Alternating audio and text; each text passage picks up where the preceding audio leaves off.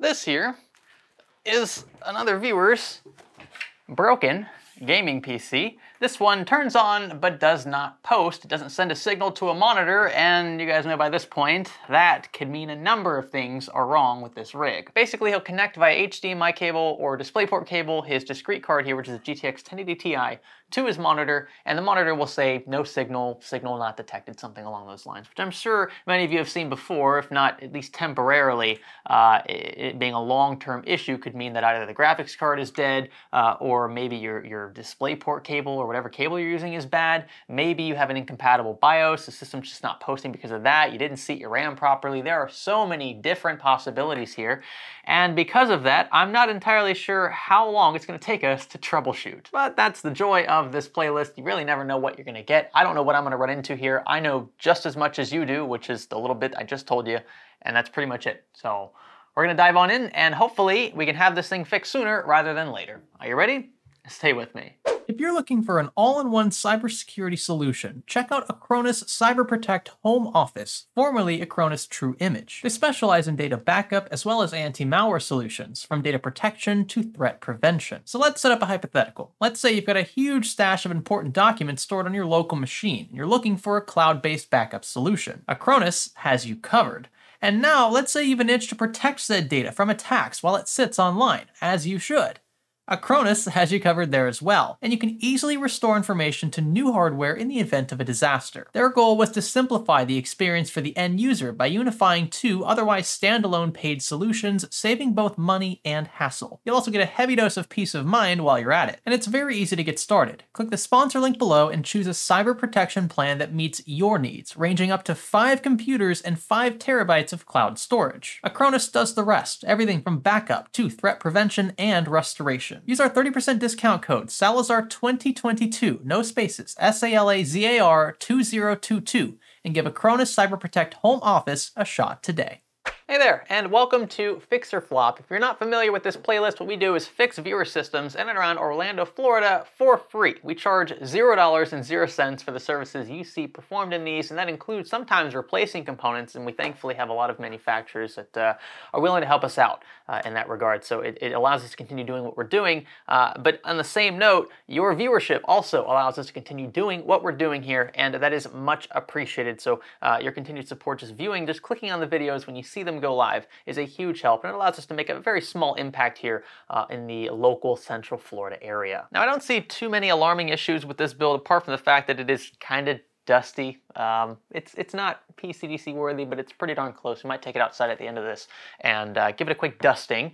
But other than that, the only real issue here that I see, apart, cable management could be a tad bit better, is the fact that it doesn't work. It's just one giant paperweight as is. I was told that this graphics card was actually already replaced, and the owner did this because he suspected that the graphics card was to blame. I don't blame him for thinking that, because if everything was working, perfectly fine before, which apparently it was, and then all of a sudden he went to turn it on one day and he got the no signal issue, you might think it's your graphics card because that's where your monitor is connected, right? So the first line of defense here is a discrete card, and so he swapped that out, actually went and bought a GTX 1080 Ti, this one here I think from Best Buy, and still ran into the same issue, and by that point he decided to reach out to us in hopes that we could figure out what was actually wrong with this thing. I'm not entirely sure about specs. I know that he's using an X570 motherboard, so that means we're looking at least maybe Ryzen 2nd gen, Ryzen 3rd gen, maybe Ryzen 5000. It looks like we've got 16 gigs of DDR4 in here. The stock AMD Stealth cooler, which suggests that it probably is like a 3600 or maybe even a 5600. And the graphics card, of course, we talked about, GTX 1080 Ti. The case is a dark flash case, looks like it's decent airflow. It's probably one of the reasons why, however, there's so much dust in here. And the cable management is just the one other thing that we might be able to touch up on at the end of this video. But first, we need to tackle the elephant in the room. So with that out of the way, let's get straight into the troubleshooting process. We need to start by attempting to replicate the issue described by the owner, which again is a no signal notification from our screen, basically no post, right? The system should turn on. If it doesn't, that means that something else might have happened maybe in transport, at which point we need to contact the owner because something's mismatched, right? What are we working with here? So power on at the rear, power button up front, and as expected, everything does appear to power on. Well, that's weird. The fans at the top and the rear stopped spinning. What's going on there? Maybe a controller or something? They should definitely still be spinning though. So that's a smaller thing we might be able to fix later. Okay, so yeah, as described, nothing on the screen. That means we need to start with the basic stuff. So we'll check RAM seating, we'll try clearing the Cmos, and we'll just make sure that the obvious cables are connected. Would you look at that? It is loading into the operating system. I'm assuming there is an NVMe in here, it looks like, or at least some sort of M.2. It could be a SATA M.2, but there we are. We are in we're in Windows. I'm kind of caught off guard by this because all I did was disconnect the fan controller and an SSD. That was pretty much it. Of course, we disconnected front I/O, HD audio, things like that. But those are usually smaller, less pertinent items. They shouldn't affect the stability of a system unless you wired something backwards, which I suppose we should check next. I also just noticed the chipset fan is not spinning, and that could be a problem. You can usually turn this off in the BIOS, but I doubt that the viewer actually did that. So we have a few fans that aren't spinning now. Now, clearing the Cmos is very straightforward. We have the system totally powered off. We're just gonna be utilizing the battery on board, the battery on the main board, I should say, and we're just gonna take our screwdriver and jump these two pins for about 10 to 20 seconds. The system should clear all of its initial BIOS settings. You can also check that RAM is seated properly, and indeed it is. We're also in the correct slot, but what I want to do is remove a single DIMM. I'm just going to leave one stick in slot A2 and see if we get a post this way. By the way, clearing the Cmos did nothing. Okay, and now a slightly different symptom. All the fans are still spinning at this point, but we also don't have a picture out, so it doesn't really do us much good. Let's try swapping this DIMM out for one that I know works in my own inventory. A few moments later. Still nothing. So we'll need to go deeper. I have disconnected everything except for the vital components. We've got our graphics card here powered by an 8-pin and a 6-pin. The 24-pin is still connected, and the 8-pin EPS up top, which is for the CPU. I also have the CPU's cooler fan cable connected just because I don't want the CPU to overheat while we power cycle this. At this point, we have pretty much stripped it down to the bare essentials here. And if this doesn't work, then it's likely, that's not guaranteed to be the case, but in my experience, it's likely either the motherboard or the CPU. I could check the BIOS revision. The problem is this board doesn't have a QFlash function or equivalent, so I can't flash a new BIOS if we can't get into the BIOS without soldering a new chip in. And because of that, we're kind of at the mercy of the combination of hardware we already have. I'm going to jump the two power pins, which are right here. Okay. And we're just looking for a post. Oh, there is a picture. Wow! Would you look at that? It is loading into the operating system. I'm assuming there is an NVMe in here, it looks like, or at least some sort of M.2. It could be a SATA M.2, but there we are. We're in Windows. At times like these, it's important that you retrace your steps, kind of go backwards from the way you came, especially when you disconnect a bunch of stuff at the same time and then you get a working result. You still want to try to figure out specifically what was wrong so you can inform the viewer, and in the future, you can build a loyal customer base, and they'll also trust you as well. Some folks might receive a system like this and say, yeah, the whole thing needs to be replaced, and then charge a crazy ton of money. And that's easy to do if the owner of the system isn't very familiar with computers. You could, essentially lie and tell them anything. But if you're running a business like this and you're upfront and you're honest and you're like, yeah, it didn't cost really anything at all, apart from maybe an hour or two of my time. I didn't need to replace any hardware. There's no installation fees. And so tracing back those steps can kind of allow you to elaborate a bit more on that and also build trust with your client, which is great for business long term. So a few things I highly doubt were responsible for the no post situation. HD audio here at the rear, we're gonna go ahead and reconnect that. USB 3.0 up front is reconnected, and our exhaust fan is reconnected. These are things, again, I don't expect are causing the issue, so we're gonna start adding things back one by one until we figure out what specifically is causing the no post. And we're still Gucci. Now our fan controller is reconnected, USB 2.0. We've also got the Samsung 2.5-inch SSD at the back reconnected, and that's pretty much it with one exception. And I noticed this, I just didn't think much of it at the time, but I noticed that it wasn't where it should have been I doubt it was causing the no post problem, but I've left that disconnected. It's an RGB cable. And wow, okay, this was not what I was expecting. So, of the 3 things we just reconnected, one of them is preventing the system from posting. Those are the only variables we've changed from run to run. I don't think it's the 2.5-inch drive. That would be very, very weird. I'm leaning toward the fan controller. There might be something wrong with that. And the motherboard just says, hey, we're sending power or receiving power from something that just we shouldn't be, and it's tripping up the entire rig as a result. I don't know what else it could be. So the only thing I'm gonna do now is disconnect this fan controller, and that's all. Now we're gonna try powering the system back on once again. 12 o'clock midnight. Okay, you're not gonna believe this, but everything is reconnected and it's all working great, with one exception. It's not what I thought. It has nothing to do with the RGB, apparently. Front I/O. There is, and I've done this hundreds of times. I know how to wire front. We have a video talking about how to wire front I/O. JFP1, it's very straightforward. The only polarities you need to mind are for the power LED, of course, and the hard drive LED. But the power switch and the reset switch, those are just, you're just opening and closing a circuit. And those were all reconnected properly, but that is the one thing that I can change that affects this. I don't know why yet, but we're gonna find out. So here we go, one continuous shot. I'm first gonna power off the system at the rear, which you're not technically supposed to do, but not a big deal. I'm going to reconnect front I/O, okay? I'm gonna reconnect it, that's all I'm doing, okay? And that'll do it there. Now we're just gonna power on at the rear. I'm gonna click the power button up front, and you'll see this time, we'll get no post. For whatever reason, it's almost like it's being continuously reset. Or maybe the power button is stuck closed, so the system thinks it's just trying to be forced on and off over and over.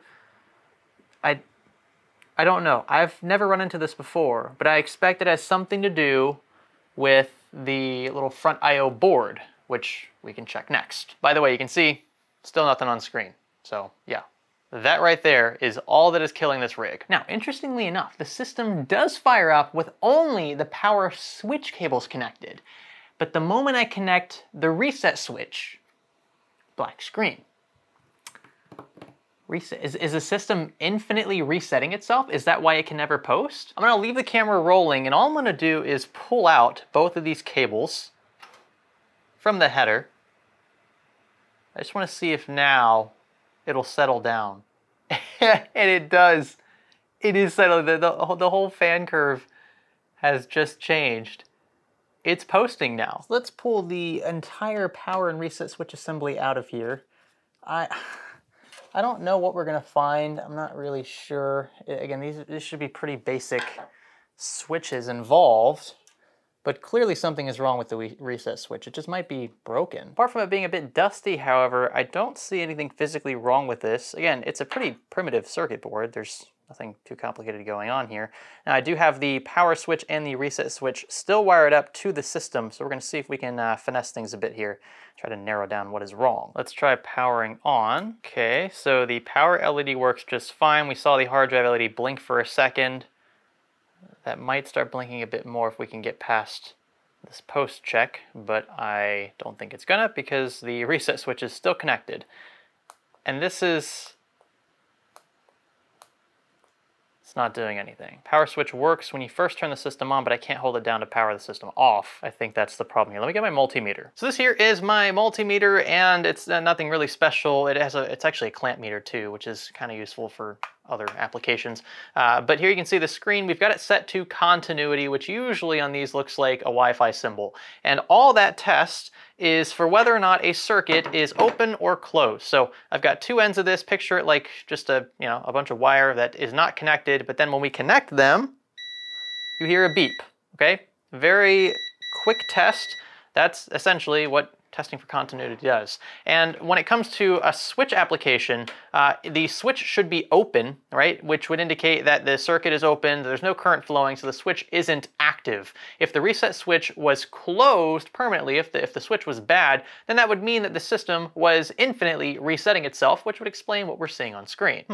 That is kind of weird. So when I push the button, yes, there is continuity. It's a bit odd doing it like this. I have to push it from behind the board. But yeah, so the switch is working most of the time. Yeah, that works. Now, if we test the power button, these traces run actually to these pins over here. So let's see. Open, or what should be open, we shouldn't be hearing any sound. Yep, we don't hear any sound now. And if I close the power button, oh my gosh, I'm gonna have to finesse this. Let's see if I can push it and probe it at the same time. Yeah. So I guess after pushing these buttons so many times, we fixed whatever was causing the boot loop. Maybe. I mean, from what we're probing here, this board is okay. But still, we get nothing on screen. So this is just being all wonky. I think that the quick fix here is going to be to replace the case, which I really didn't expect to conclude this one with. But if we just swap the case out, we'll bypass whatever is wrong with the board, even though, again, we probed it and it seems fine. What I know for certain is that if we disconnect these cables here and power on manually, we have no issues at all. So it's possible that these buttons are just kind of staying stuck closed when the system is on, when power is being fed through them. I don't know what else to conclude here. So let's see if we've got a newer case for them. And there again, just to prove it, the second I remove these switches, the system powers up just fine. All right, and one case transplant later, essentially had to rebuild, whoops. Essentially had to rebuild the entire PC because we're taking everything out, putting it all back into a new chassis. Anyway, Corsair 220T, much better case in my opinion than the one that was in previously. So a bit of an upgrade there. We're just gonna fire on up and cross our fingers, because if this doesn't work, then we just did all that work for nothing. Okay, it sounds good. It sounds like it's posting. The fans calmed down. Yes, there it is. Look at that, folks. Just when you thought you'd seen it all, here on Fix or Flops, swapping out a PC case fixed a no-post issue. It really came down to this, though. I still don't know entirely why. Sometimes it was working and sometimes it wasn't, but it was causing a lot of issues with the case. And so swapping the case outright got around that, and now we have a successful post. Also put his RAM back in there, slots 2 and 4. Looking mighty fine at that. Well, well, well. The case, was that on your radar? Certainly wasn't on mine. When you see, again, no signal, you think maybe it's the graphics card, maybe it's the CPU, maybe you wired something incorrectly. And that's why it's important that we remove non-vital connections. You see me do that in almost every Fix or Flop video, because it rules out the smaller things, the simple things, things that you don't normally blame for no signal symptoms. What on earth? I'm still kind of shocked that this was the culprit. Checking for continuity with the multimeter didn't give me the quick answer I was looking for. It does appear like the switches are functioning properly, but for some reason when we connect these cables to the motherboard in question, they start acting all wonky. And I suspect that the reset switch is the one that's remaining closed permanently with the system on, and that's what's keeping the system from posting. Essentially, it's just boot looping over and over and over again. That would also explain why the fan curves never had time to set in, because by the time the system was on and things were being detected, it had to reset itself because the switch was just permanently pressed. So it's just a strange one for sure. And I expect I could probably use this to mimic the symptoms on my own personal rig if I did that. So we might play around with this a bit more in a future video, but for now, I'm happy to say the system is back up and running, and all it took was a change of case. Again, who would have thought? With that, if you guys enjoyed watching this one, let me know by giving this one a thumbs up. That would be greatly appreciated. If you or someone you know lives in and around Orlando, Florida, and you have a broken system or are aware of a broken system that needs to be fixed, and it's not like a software-related issue where it's like, oh, every now and then I get a blue screen to death. Like, honestly, we reject most of those submissions because I don't want to deal with inconsistent symptoms. It needs to be readily repeatable, which is why you see a lot of times we'll deal with hardware here in the studio. It's very easy to troubleshoot hardware, and software can just lead you down infinite rabbit holes, and I'm just not interested in doing too much of that here. Every now and then we'll dabble in it, but mostly hardware related. Maybe your system doesn't power on at all, maybe it turns on, but you don't get a post like we saw here. Those are perfect for the Fix or Flop series. We don't accept shipments of any kind. I do want to make that very clear, but if you're willing to meet me in person, both to drop the system off and pick it back up, and you have a symptom like the one you just saw here, be sure to submit a form linked in this video's description. Other than that, yeah, also subscribe, leave a comment down below. Am I missing anything? Check out our social media channels down there in the description as well, and stay tuned for the next one. My name is Greg. Thanks for learning with me.